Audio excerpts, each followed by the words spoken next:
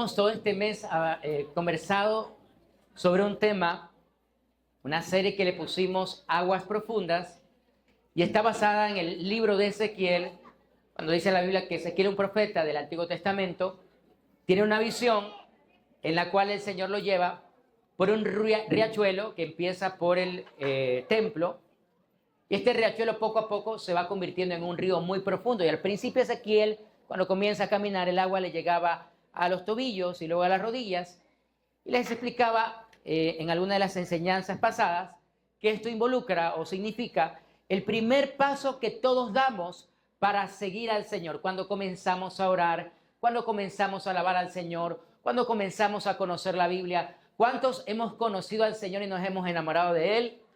Muy bien, estamos entonces en ese primer paso de los tobillos a las rodillas, pero luego hay personas que continuamos en ese río.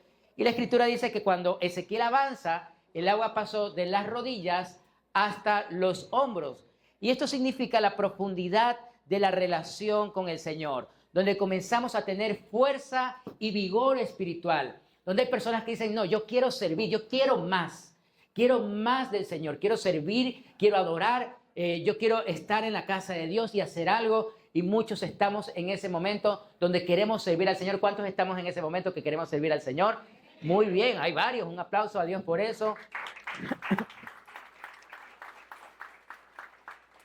Y el profeta sigue avanzando en el río y luego dice la Biblia que llegó un momento en que el río era tan profundo que ya no alcanzaba, sus pies ya no tocaban el fondo y comenzó a nadar. En ese momento ya el río solo lo podía cruzar nadando, y esto representa a aquellos cristianos que ya nos soltamos al Espíritu Santo. Decimos, no, yo no puedo dejar de servir al Señor, yo quiero seguir el camino de Dios, yo quiero estar siempre en la presencia de Dios, y nos dejamos llevar por el Espíritu Santo. Yo sé que hay muchos que también están en ese momento donde dicen, yo quiero seguir y servirle al Señor con todo mi corazón. ¿Cuántos anhelan tener una vida llena del Espíritu Santo y servir al Señor?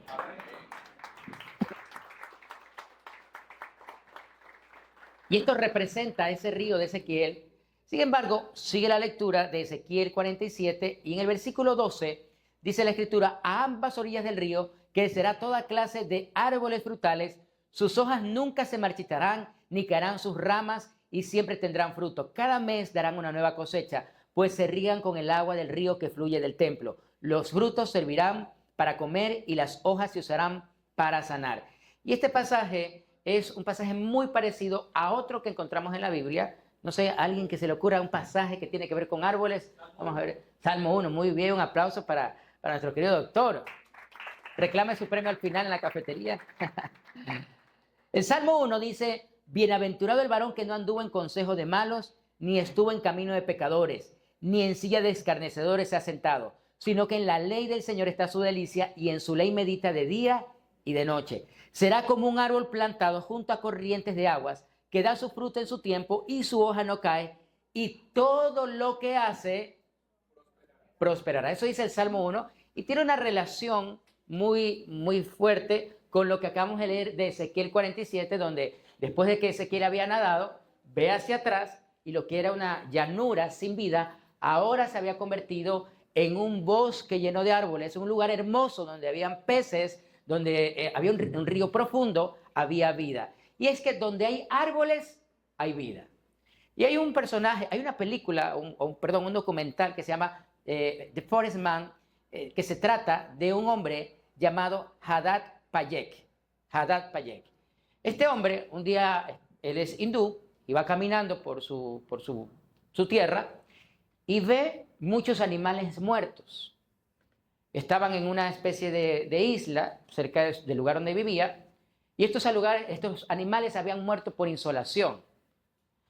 Se dio cuenta que los lugareños habían cortado casi todos los árboles, y los animalitos, al no tener dónde cobijarse, pues se quedaron sin vivienda y murieron. Entonces le dio mucha compasión y él pensó, ¿qué puedo hacer?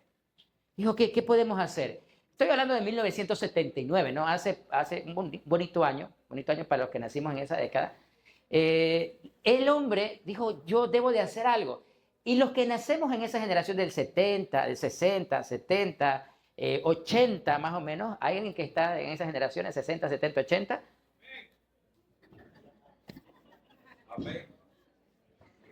Somos una generación, y les quiero escuchar el amén fuerte esto que les voy a decir, ¿no? Les quiero escuchar fuerte a los de la generación 50, 60, 70 y 80. Nosotros somos una generación que está acostumbrada no solo a decir el problema, sino que hay que hacer algo. Y no decimos hay que hacerlo, sino que lo hacemos. Muy bien, gracias. Gracias a Dios. Es que nos enseñaron eso. En nuestra generación, si los padres decían, si mi mamá me decía, qué sé yo, Lucho, pues mi mamá a veces me dice Lucho, o Jorge Luis o Lucho, ¿sabes qué? Hay que hacer tal cosa. No me lo estaba preguntando, me lo estaba ordenando y yo tenía que hacerlo, si no la chancla iba... Entonces, era nuestra cultura el que si había que hacerlo, no solo decíamos hay que hacerlo, sino lo íbamos a hacer. Y este hombre, Hadad Payén, entendió que algo debía hacerse y se propuso como meta comenzar a sembrar árboles. Todos los días de su vida, durante estos 46 años, ha sembrado un árbol y actualmente ha sembrado 1.400 hectáreas de árboles. Esto significa 770 campos de fútbol que ha sembrado. Esta reserva ahora se llama la Reserva Molay y según lo que se ha estudiado, esto ha permitido que muchas especies de aves e inclusive elefantes y tigres ahora tengan donde habitar. Lo que antes era un desierto, la perseverancia de este hombre lo convirtió en una gran selva, en un lugar hermoso, en un lugar donde hay vida, porque donde hay árboles hay vida. Y cuando le hicieron el documental a este hombre, él solo mencionó toda su historia, pero mencionó una frase que con esto quiero empezar a hablarte acerca de lo que Dios nos desafía el día de hoy. Un solo hombre puede cambiar el mundo. Y yo quiero invitarte a que se lo digas a tu vecino. Un solo hombre puede cambiar el mundo. Y ese eres tú. Y ese soy yo. Nosotros podemos cambiar el mundo. Ahora, no vamos a caer en, ¿qué vamos a hacer, Pinky? Vamos a conquistar el mundo. No, vamos a hacer algo, vamos a entender lo que la palabra de Dios nos dice acerca de cómo podemos nosotros convertirnos en esos árboles que demos vida a nuestro entorno. Y cómo podemos, al igual que Payac, hacer de nosotros sembradores de árboles. Y quiero que me sigas en la lectura de un personaje que es bastante particular, es bastante interesante su historia. Está en el Evangelio de Lucas, capítulo 5. Jesús sale de la ciudad, dice la Biblia, tiempo después al salir de la ciudad, Jesús vio a un cobrador de impuestos llamado Leví, sentado en su cabina de cobrador. Sígueme y sé mi discípulo, le dijo Jesús. Entonces Leví se levantó, dejó todo y le siguió. Y aquí quiero que me prestes mucha atención porque los cobradores de impuestos era gente despreciada en el antiguo Israel, porque eran judíos, sin embargo le prestaban sus servicios a Roma. Y el problema es que además de cobrar impuestos, ellos elevaban la tarifa a las personas porque esa era su comisión. Entonces, si alguien debía 100 denarios, ellos cobraban 120 denarios. Esos 20 eran su comisión. Estoy hablando de mucho dinero. Por eso la gente odiaba a los recaudadores de impuestos. Los consideraban indignos de ser parte de su pueblo. Y cuando venía un recaudador de impuestos, ellos escupían en el suelo y los consideraban traidores, porque servían el Imperio Romano, pero adicionalmente eran gente que se había lucrado con el dolor y la necesidad del pueblo. Así que ellos no querían a Leví. Y el Señor Jesús lo ve y le dice, sígueme y sé mi discípulo. Quiero que pienses en un momento en el delincuente más terrible de tu barrio. Ese que tú lo ves y dices, uy, no, ya viene ese que, no, ese que es ladrón, ese que le roba hasta a la mamá. Y tú lo ves y dices, no, ya viene, y mejor te ocultas. Piensa en ese personaje. O piensa en el peor político que ha tenido el país, ese que ha robado. Y de pronto, no digan nombres, por favor, no digan nombres, no quiero, por favor, que aquí nadie se sienta mal. Por favor, yo no voy a decir ninguna tendencia, pero imagínate que el Señor llama a un político de esos corruptos y él dice, sí, compañerito, te voy a seguir. Y entonces comienza a seguir, o sea, es que sigue al Señor. Ustedes son mal pensados, oigan. Uno no puede decir aquí nada que enseguida lo toman a mal. Entonces, bueno, ese político corrupto o ese delincuente ahora es parte de la célula privada del Señor. ¿Tú te imaginas a la hora de que le iban a dar un diezmo, una ofrenda al Señor y justo salía Leví a recoger? Decían, uy, no, no. Mejor manda a Simón Pedro, manda a Juan, por último a Judas, pero porque no sabían que era Judas era el traidor. Pero este hombre Leví, cuyo nombre luego fue cambiado a Mateo, se cree que Mateo es el nombre griego, y Mateo significa regalo de Dios. Así que Mateo comienza ahora a seguir al Señor, pero la decisión de seguir al Señor no era fácil, porque cuando él estaba, dice la Biblia, cuando él recibe el llamado, ¿qué estaba haciendo? Estaba en su cabina cobrando. Posiblemente vio al Señor, escuchó el mensaje del Señor mientras cobraba, mientras contaba la plata, escuchó el mensaje de Dios y dijo, wow, qué bien que predica ese rabí, qué maravilloso que predica él. Y en ese momento Jesús se saca los lentes, lo mira y le dice, sígueme. Y él mira hacia atrás. ¿A mí? Sí, a ti. Pero yo soy recaudador de impuestos. A mí la gente me odia. A mí la gente me desprecia. Mis amigos me abandonaron. Porque cuando acepté este trabajo, todos mis amigos me dieron la espalda. Es más, mi familia no me quiere. Según la versión de la Biblia de Chosen, 2025, hasta su familia lo despreciaba, hasta su papá lo despreciaba. Y tiene lógica, aunque de Chosen se dan muchas licencias creativas, pero tiene lógica porque su familia no aceptaba o no iba a aceptar a un hombre que traicionaba a su estado y traicionaba a su gente. Por eso es que Mateo se sentía rechazado. Sin embargo, ahora aparece un rabí, el mejor que había escuchado, el mejor de todos los tiempos, y le dice, ven, sígueme. Y en ese momento, Mateo tiene que tomar una decisión. Mantengo mi trabajo que me sustenta y me pagan muy bien. Mateo tenía su vida asegurada, tenía su buena casa, tenía burro último modelo, tenía todo su vida resuelta, él no tenía necesidades, recibía un buen salario. Y ahora viene este Mesías, este rabí, y le dice, sígueme. ¿Pero a dónde? ¿De qué voy a vivir? Hay muchas dudas que pueden surgir en una persona como Mateo. ¿De qué voy a vivir? Ahora, ¿qué voy a hacer? Yo con esto tengo mi mesa asegurada. Y aquí viene un punto muy importante, querida familia. Hay algo que nos enseña la Biblia, nos da una lección muy grande. Y es que el tesoro de la mesa no se compara con el tesoro del llamado recibido. El tesoro de tu mesa no se compara con el tesoro del llamado que Dios te ha hecho. Dios te ha hecho un llamado. No importa la profesión que tengas, no importa el pasado que tengas, no importa tu nivel de escolaridad, no importa aún si no crees que es a ti este mensaje. El Señor ha puesto sus ojos en ti. Amén. Y el Señor te ha llamado.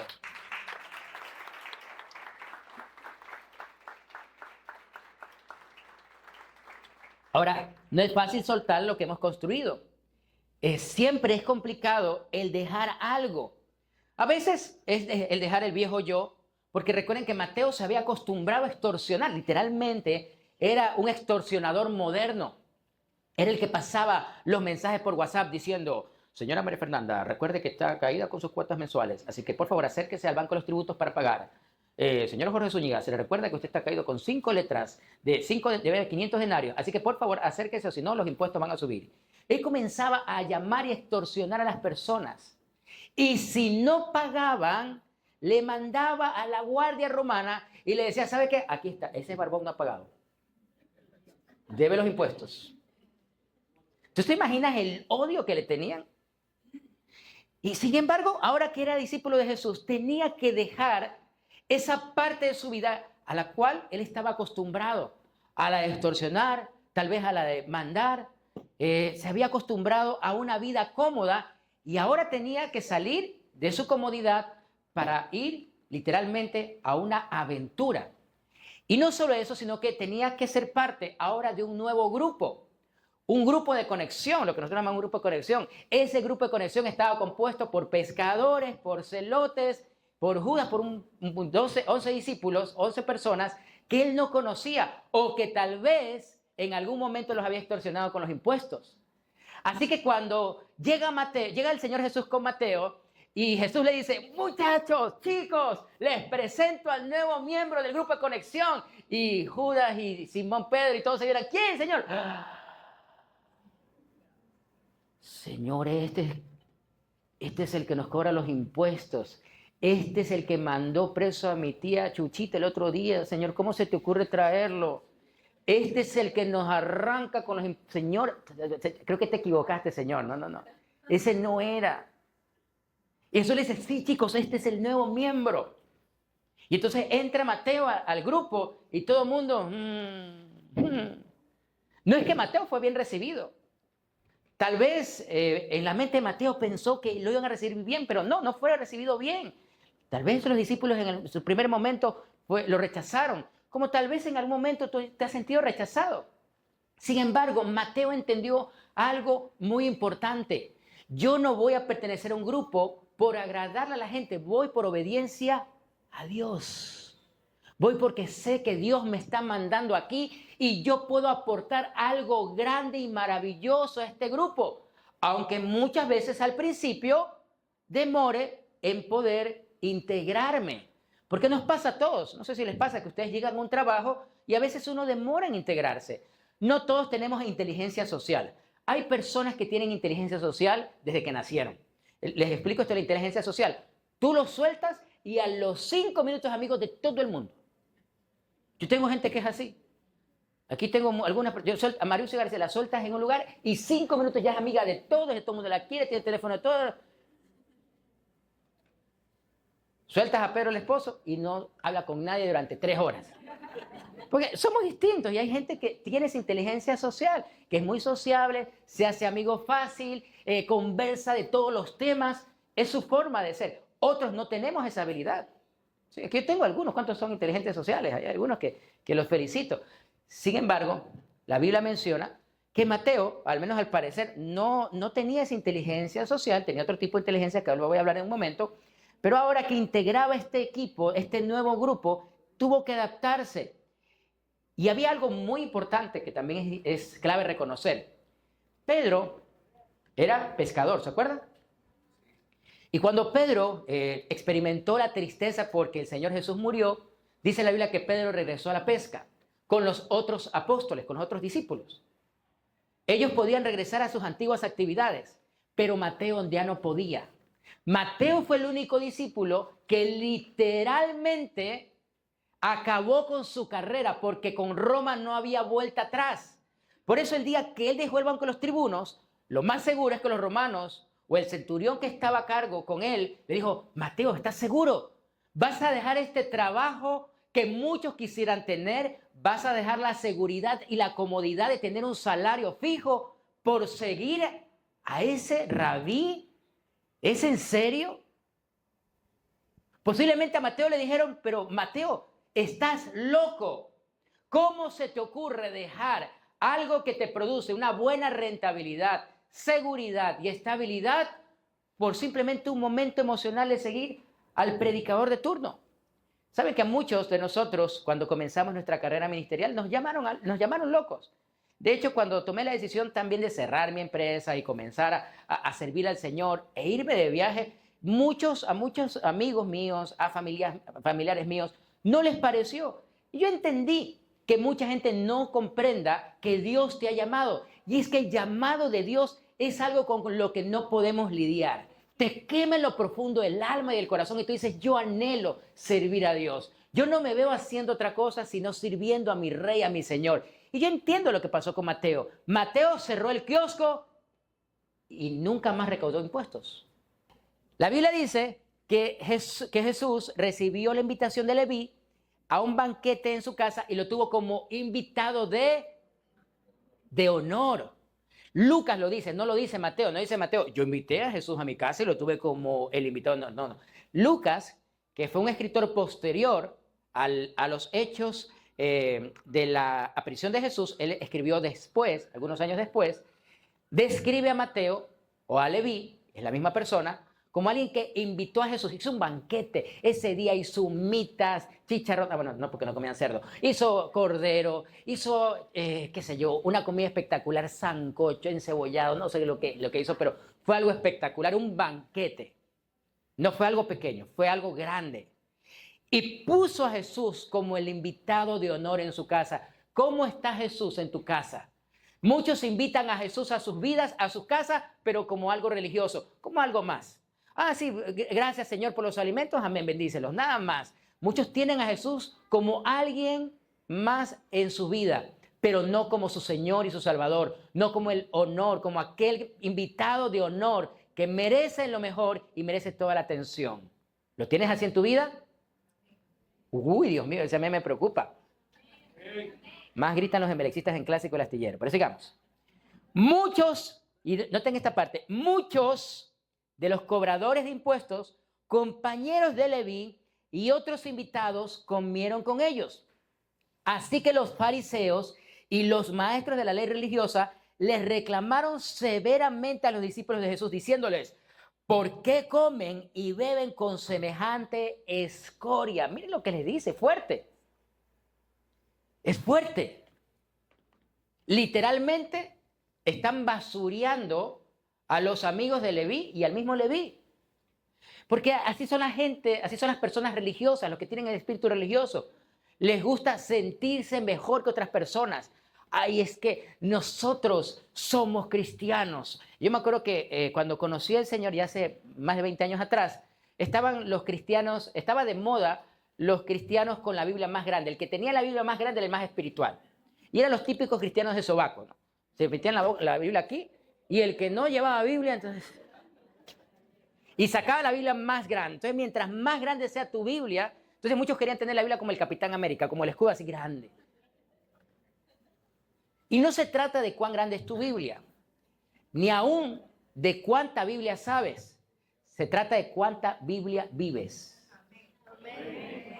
Porque muchos se concentran solo en aprender, pero no en vivir. Por eso en los grupos de conexión, una de las cosas que más hacemos énfasis es que el evangelio es para ponerlo en práctica, no solo para aprenderlo, sino para ponerlo en práctica. Tú puedes tener una caja de herramientas muy grande en tu casa, pero si no sabes usar ninguna herramienta, ¿de qué te sirve? Puedes tener una cocina espectacular en tu casa, las mejores ollas, esas de acero quirúrgico, esa cocina espectacular con todos los utensilios, y tienes todos los ingredientes para hacer buena comida, pero no sabes cocinar, ¿de qué te sirve? Pasa, ¿no? Que cuando la mamá se enferma, la mujer se enferma, no hay quien cocine. Vamos a rapillar.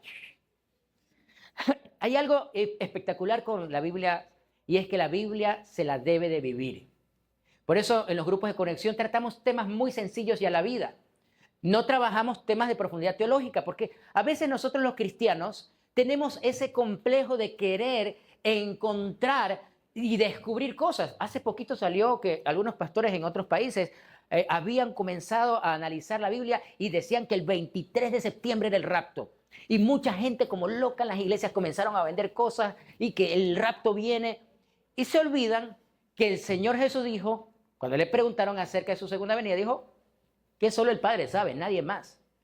Entonces muchos están pensando, analizando, tirando números y echándole cabeza a esto. Mira, yo te quiero invitar a que pienses por un momento qué es lo más esencial en la Biblia. El Señor no me ha puesto a mí a que haga cálculos matemáticos, geométricos o aritméticos para encontrar su segunda venida. Dice la Biblia que hay señales que nos avisan cuándo será la proximidad, pero no nos dice con exactitud. Lo que tenemos que hacer es evangelizar y compartir su nombre.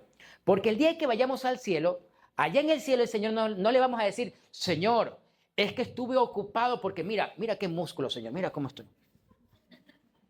Señor, es que saqué 5 maestrías, Señor, 5 maestrías. Mira cómo yo tengo mi vida llena de cartones. Señor, es que compré como 10 carros, Señor. Miren, ¿cuál quieres? Lamborghini, tengo ¿cuál quieres, Señor? No te va a pedir cuentas Dios de eso. No le vas a decir al Señor, es que mira, Señor, estuve ocupado porque mira, es que yo tenía que hacer muchas cosas, tenía que lavar la ropa, pero mira cómo mi casa la tengo limpiecita, Señor. No te va a servir nada de eso allá. Lo que te va a pedir el Señor es qué hiciste con tu vida ¿Qué hiciste con tu tiempo? ¿Cuántas personas ganaste para Jesucristo? Es lo que el Señor nos dice en su palabra. Su palabra dice, id y haced discípulos. Id y haced discípulos. Esa es la esencia del Evangelio. Allí se concentra el mandato supremo de nuestro Señor y Salvador Jesucristo. Amén, familia.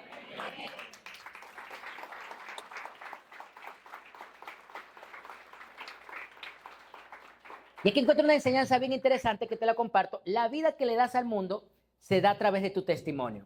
Porque dice la Biblia que en este banquete, ¿quiénes estaban? Los amigos de Leví, los cobradores de impuestos, esos del gabinete, el compañerito, esos estaban. Y entonces estaban sentados aquellas personas que posiblemente no habían sido de buen testimonio. Y a Jesús no le importaba, porque Jesús también murió por los políticos corruptos. Jesús también murió por los delincuentes que están en tu barrio. Jesús también murió por los narcotraficantes que hoy tienen aterrorizado a nuestro país. Sí, Jesús también murió por ellos. Ay, pastor, ¿y entonces qué hacemos? Pues orar para que se conviertan. O orar para que el Señor entonces haga justicia si no se quieren convertir. Pero algo va a hacer Dios. Dios les ha dado la oportunidad de convertirse a todos. Todos son bienvenidos a la mesa con Jesús. Todos. Pero los religiosos se creen mejores y dicen, no. Yo no me voy a sentar con ese compañerito. No, ni lo piense. Ni lo piense. Pero Dios se sienta a la mesa con todos. Él no tiene problema. Jesucristo ama al pecador. No amas al pecado. Y luego dice la Biblia que los discípulos o los fariseos le llamaron escoria. Y mira lo que dice el Señor Jesús en el versículo 31. Jesús les contestó, la gente sana no necesita médico, los enfermos sí. No he venido a llamar a los que se creen justos, sino a los que se saben que son pecadores y necesitan arrepentirse. ¿Hay aquí en esta sala gente que sabe que es pecadora y necesita arrepentirse? Es lo que somos. No estamos aquí por ser los mejores. No estamos aquí por ser los más inteligentes, ni los más parecidos, los mejores parecidos. No estamos aquí, sino por la gracia de nuestro Señor Jesucristo. Dios te llamó porque te ama y Dios te puso aquí en este lugar porque Él sabe que eres una persona maravillosa y valiosa y Jesús murió por ti para salvarte y darte una vida eterna. No importa tu pasado, importa tu presente y el futuro glorioso que Jesús te quiere dar. Un futuro eterno.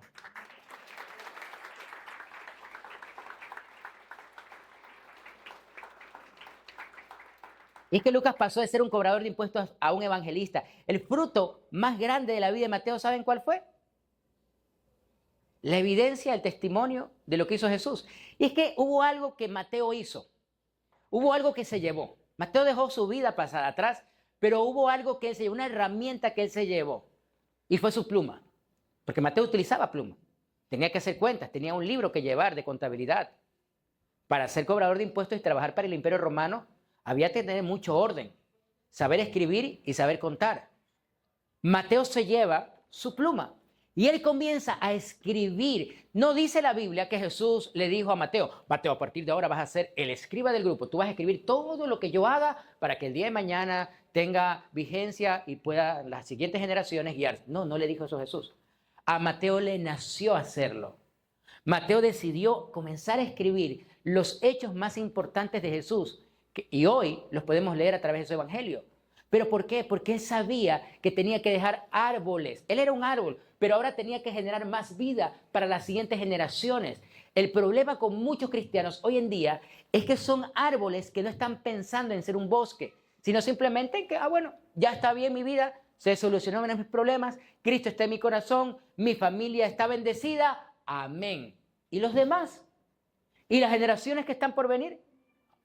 ¿Y los niños que están creciendo sin Cristo en el corazón? ¿Y los jóvenes que están saltando allá afuera pero que no conocen a Cristo? ¿Qué estamos haciendo para ganar a las nuevas generaciones?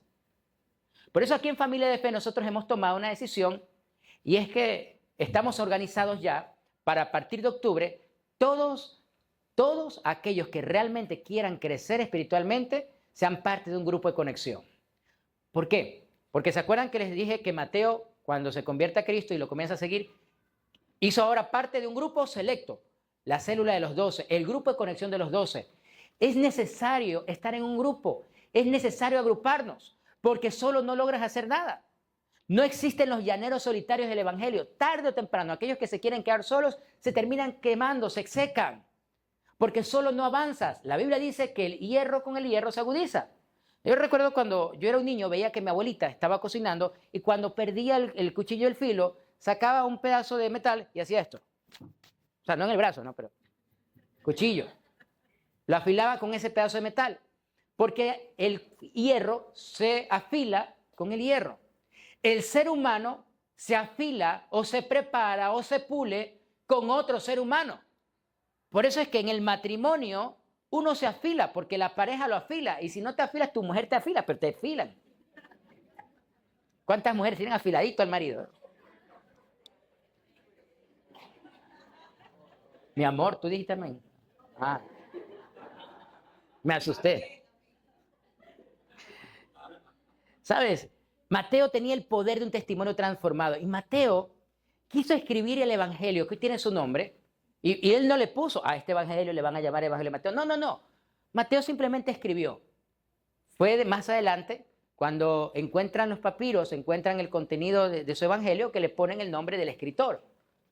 Por eso Mateo pensó en dejarle un legado a las siguientes generaciones. ¿Cuál va a ser tu legado a las siguientes generaciones?